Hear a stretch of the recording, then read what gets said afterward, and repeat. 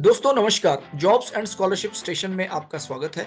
Union public service commission की first advertisement 2024 की आ चुकी है और इस फर्स्ट एडवर्टाइजमेंट में काफ़ी सारी पोजीशंस आई हैं। टोटल 117 पोजीशन है, 117 पोजीशंस और पोजीशंस हैं असिस्टेंट इंडस्ट्रियल एडवाइज़र की लेवल 10 की 7th सेंट्रल पे कमीशन के ग्रेड के अनुसार, scientist B rubber plastic and textiles level 10, assistant zoologist level 7 और असिस्टेंट प्रोफेसर लेवल 11 की मेडिसिन की बहुत सारी पोजीशंस हैं मेडिकल साइंसेज में। ENT, cardiology, dermatology, plastic surgery, sports medicine, paediatric surgery, general medicine, obstetrics and gynaecology, इन सब जो डिसिप्लिन्स हैं पीजी के एमबीबीएस के बाद इन सब स्पेशलाइजेशन की पोजीशन है असिस्टेंट प्रोफेसर्स की लेवल 11 की। तो कुल मिला के एमएससी प्लस पीजी एलिजिबिलिटी है, एमएससी जियोलॉजी एलिजिबिलिटी है, एमएससी फिजिक्स या केमिस्ट्री एलिजिबिलिटी है।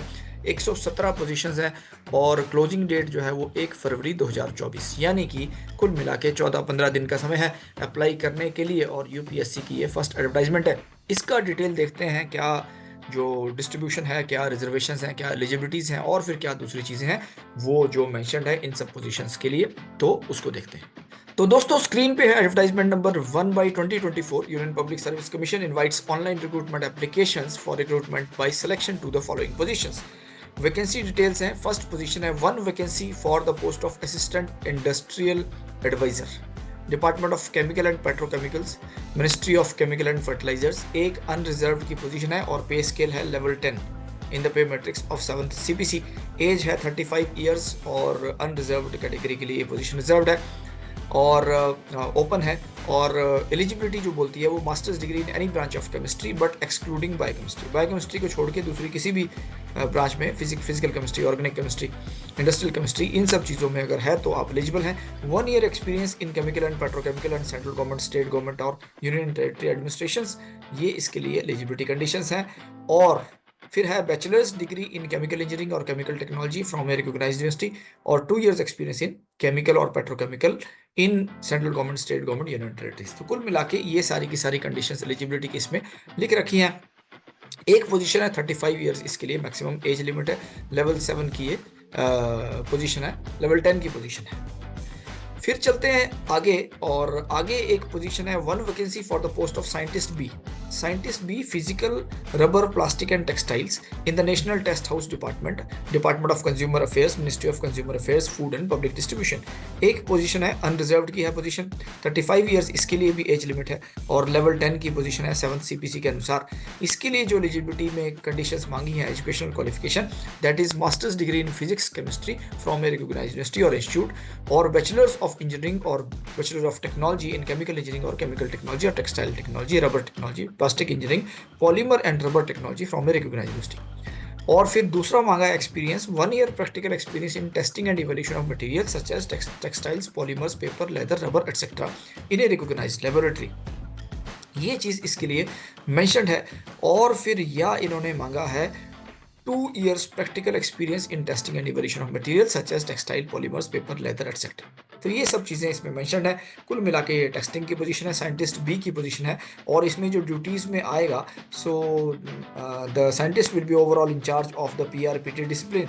He scrutinizes the test requests, forwarding letters, allocates the samples to the scientific officers and scientific assistant, supervisor and sort out the technical administrative problems. तो ये सब इसके काम में आएगा और हेडक्वार्टर कोलकाता में होने वाला है इस पोजीशन का। तीसरी जो पोजीशन है वो है 7 वैकेंसी, 7 वैकेंसीज हैं post of assistant zoologist. Assistant zoologist की पोजीशंस हैं और जियोलॉजिकल सर्वे ऑफ इंडिया में है, कोलकाता में इसका पोजीशन है, ministry of environment, forest and climate change. एक पोजीशन एससी के लिए रिजर्व है, एक ओबीसी के लिए रिजर्व है और 5 अनरिजर्व्ड की पोजीशंस हैं। तो कुल मिला के ये रिजर्वेशन का सिस्टम, एक एससी, एक ओबीसी और 5 अनरिजर्व्ड और कुल मिला के 7 पोजीशंस, ये इसका डिटेल्स है।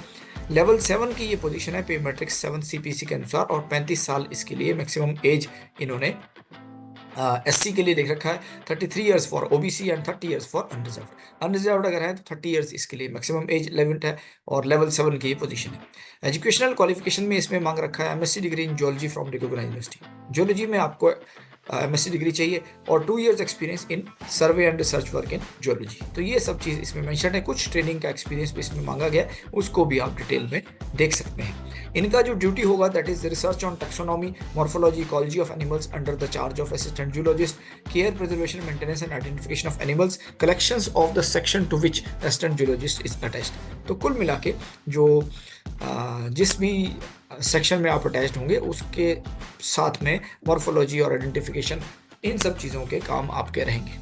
उसके बाद आती है पोजीशंस जो मेडिकल की पोजीशंस हैं। तो 8 vacancies for the post of specialist grade 3 assistant professor. Assistant professor ENT में मांगा है और department of health and family welfare. एक पोजीशन SC के लिए रिजर्व्ड है, 2 OBC की रिजर्व्ड हैं, एक EWS की है और 4 ओपन है। कुल मिला के 8 पोजीशन है टोटल असिस्टेंट प्रोफेसर ENT की।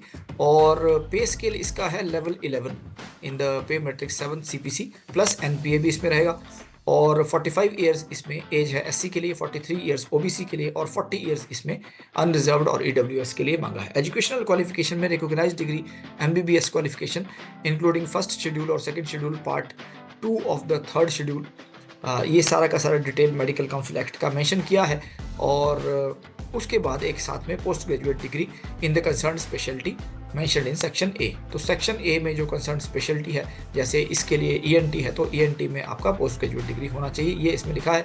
एक्सपीरियंस में मांगा है at least 3 years of teaching experience as senior resident और ट्यूटर और डेमोन्स्ट्रेटर और रजिस्ट्रार और असिस्टेंट प्रोफेसर और lecture in the concern speciality. ये इस चीज़ में एलिजिबिलिटी मांगी है। 3 साल का टीचिंग एक्सपीरियंस आपका होना चाहिए तो आप इसके लिए एलिजिबल रहेंगे। लेवल 11 की ये पोजीशन है। हेडक्वार्टर आपका इनिशियली दिल्ली में होने वाला है, लेकिन उसके बाद आपको इधर उधर भी भेजा जा सकता है सेंट्रल गवर्नमेंट के रूल्स के अनुसार। नेक्स्ट जो कैटेगरी ऑफ वैकेंसी है वो 3 वैकेंसीज हैं। Post of specialist grade 3 assistant professor in sports medicine. Sports medicine की पोजीशन है, department of health and family welfare की है। एक OBC की है और 2 अनरिजर्व्ड हैं। ये रिजर्वेशन का इसमें सिस्टम है। 7th CPC के अनुसार लेवल 11 की ये भी पोजीशन है और एजुकेशनल क्वालिफिकेशन इसमें भी MBBS मांगा है और फिर post graduate degree in the concern speciality, ये इसमें मांगा है। और एक्सपीरियंस मांग रखा है 3 साल का टीचिंग एक्सपीरियंस जो सीनियर रेजिडेंट, ट्यूटर और डेमोन्स्ट्रेटर के लेवल पे हो। नेक्स्ट लेवल जो वैकेंसीज हैं वो है 3 वैकेंसीज हैं, जिसमें कि specialist grade 3 assistant professor paediatric surgery और इसमें एक SC की पोजीशन है, एक OBC की, एक EWS की है और लेवल 11 की भी ये पोजीशंस हैं। और इसमें भी जो एज है वो 45 years for SC, 43 years for OBC and 40 years for EWS इसमें मांगा है। एसेंशियल क्वालिफिकेशन है MBBS और फिर post graduate in the concerned speciality. तो ये इसमें चीज़ें मेंशन है। 3 साल का एक्सपीरियंस टीचिंग का इसमें भी चाहिए। नेक्स्ट लेवल ऑफ जो वैकेंसीज आई हैं, 10 वैकेंसीज आई हैं इसमें। Specialist grade 3 plastic and reconstructive surgery. Plastic surgery में 10 वैकेंसीज हैं, जिसमें से एक शेड्यूल कास्ट की हैं, 5 वैकेंसीज OBC के लिए रिजर्व्ड हैं, एक EWS की और 3 इसमें अनरिजर्व्ड है। ये भी लेवल 11 की पोजीशन है। 45 ईयर्स SC के लिए मैक्सिमम एज, 43 ईयर्स OBC के लिए और 40 ईयर्स EWS और अनरिजर्व्ड कैटेगरी के लिए। और MBBS degree plus post graduate in the concerned specialisation और सुपर स्पेशलिटी, ये इसमें भी मांग रखा है। 3 साल का एक्सपीरियंस टीचिंग का इसमें भी होना चाहिए। नेक्स्ट लेवल ऑफ वैकेंसी जो है वो 11 वैकेंसीज आई हैं, फिर दोबारा से ENT की हैं और ये department of health and family welfare की हैं और OBC की है 5, EWS की है 1, अनरिजर्व्ड है 5। कुल मिला के 11 वैकेंसीज हैं। पे लेवल 11 है इसमें भी और जो 43 years for OBC, 40 years for EWS, ये इसमें मेंशन्ड है as far as the age is concern. Next level of जो पोजीशंस हैं वो है हमारे पास एक वैकेंसी है स्पेशलिस्ट ग्रेड 3 कार्डियोलॉजी की पोजीशन है और ये अनरिजर्व्ड की पोजीशन है। ये भी लेवल 11 की ही पोजीशन है 7th CPC के अनुसार और 45 ईयर्स अनरिजर्व्ड के लिए इसमें मांग रखा है। एजुकेशनल क्वालिफिकेशन MBBS है इसमें प्लस जो PG degree, post graduate degree in the concern speciality, super speciality, ये इसमें लिख रखा है। और एक्सपीरियंस में 3 years experience in the concern speciality. Post graduate degree के बाद 3 साल का आपके पास एक्सपीरियंस होना चाहिए, ये इसमें मांग रखा है। हेडक्वार्टर वैसे दिल्ली होगा, लेकिन इसके अलावा भी कहीं आपको पोस्ट किया जा सकता है। फिर आती हैं 9 vacancies of specialist grade 3 dermatology. 9 vacancies dermatology की हैं, जिसमें SC की 3 है, ST की 1 है, OBC की 4 है और अनरिजर्व्ड 1 है। इसमें भी MBBS plus PG in the specialised discipline मांग रखा है और 3 साल का एक्सपीरियंस आपको टीचिंग का होना चाहिए, ये इसमें मेंशन्ड है। Then 37 vacancies for the post of specialist grade 3 general medicine की 37 वैकेंसीज है। 37 में से 5 शेड्यूल कास्ट के लिए, 4 शेड्यूल ट्राइब्स के लिए, ओबीसी की 16 है और ईडब्ल्यूएस की 2 है और अनरिजर्व्ड 10 है। कुल मिला के 37 वैकेंसीज हैं। ये बड़ा नंबर होता है और इसमें भी 7th पे स्केल लेवल 11 की पोजीशन है। रिकॉग्नाइज्ड डिग्री एमबीबीएस और post graduate degree in the concern speciality, तो डर्मेटोलॉजी जनरल मेडिसिन में ये मेंशन्ड है। 3 साल का एक्सपीरियंस आपको होना चाहिए। So that is already mentioned in this. Next level जो पोजीशंस हैं वो 30 वैकेंसीज हैं, 30 वैकेंसीज हैं, जिसमें कि ऑब्स्टेट्रिक्स एंड गायनेकोलॉजी की हैं, वो 1 एससी की, 2 एसटी की, 11 ओबीसी की, 3 ईडब्ल्यूएस की और फिर 13 पोजीशंस अनरिजर्व्ड हैं।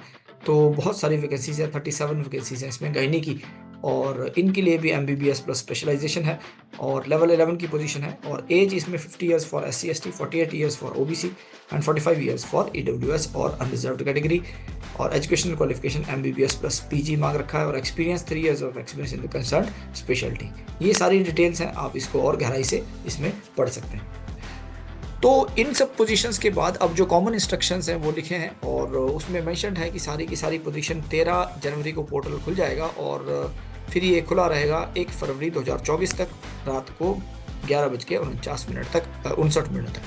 तो 1 फरवरी इसका मतलब लास्ट डेट है इसको अप्लाई करने की, इस चीज़ का आप ध्यान रखें। फिर कुछ कंडीशंस जो पर्सन्स विद बेंचमार्क डिसेबिलिटीज़ हैं उनके लिए लिखा है। प्रोबेशन का आपका पीरियड रहेगा नॉर्मली एज पर रूल्स, तो दैट इज़ ऑल्सो देयर। फिर एलिजिबिलिटी है सिटीजन ऑफ इंडिया होना चाहिए और फिर दूसरे सिटीजन जो है उनके लिए क्या कंडीशन है। एज लिमिट की जो एलिजिबिलिटीज़ है वो पहले आपको बता दी। एसेंशियल क्वालिफिकेशंस भी आपको पहले हम लोग मेंशन कर चुके हैं। So that is how it will be there. Then the candidate category wise minimum level of suitable candidates they will be called in the interviews irrespective of whether the selection is made only by the interview or by the recruitment test. तो recruitment test भी इसमें हो सकता है अगर ज़्यादा candidate होंगे, या फिर इंटरव्यू हो सकता है डायरेक्टली अगर कैंडिडेट्स कम होंगे, तो ये इसमें ऑलरेडी मेंशन्ड है। फिर लिखा है कि एप्लीकेशन फ़ीस, तो एप्लीकेशन फ़ीस एससी जो एसटी कैंडिडेट्स होंगे उनके लिए सिर्फ 25 रुपीज़ इसकी एप्लीकेशन फ़ीस रहती है। इनके अलावा 25 रुपीज़ है और जो एससी एसटी है उनके लिए कोई फ़ी इसमें मेंशन्ड नहीं है। तो ये बड़ा ही कम फ़ी है, जेन्युइन फ़ी यूपीएससी में ऐसे ही होती है।